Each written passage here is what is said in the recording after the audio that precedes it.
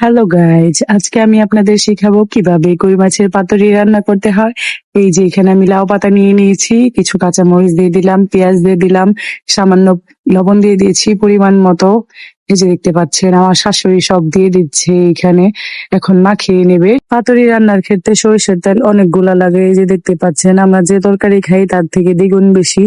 এখন সবগুলা আবার মাখিয়ে নেবে, সুন্দর করে কচলিয়ে নেবে। দেখতে পাচ্ছেন ঝাঁকানাকা ঝাঁকানাকা ঝাঁকানাকা ভাবে কচলিয়ে দিচ্ছে। আপনারা ওইভাবে নিবেন, তাহলে বেশি নাকি মজা হয় আমার শাশুড়ি বলছে।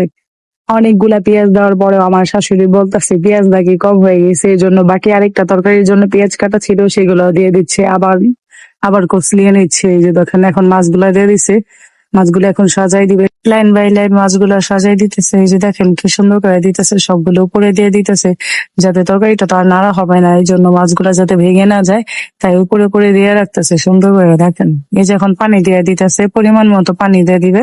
এখন একবারে সবকিছু রেডি হয়ে গেছে। আমি এখন চলে গেছি চুলায় রান্না করার জন্য। লাকড়ির চুলায় রান্না করতে কার কার ভালো লাগে আর লাকড়ির চুলায় রান্নার খাবার কার কার পছন্দ অবশ্যই কমেন্ট করে জানাবেন। আর আমার পাতুরি রান্নাটা কেমন হয়েছে অবশ্যই অবশ্যই কমেন্ট করে জানাবেন।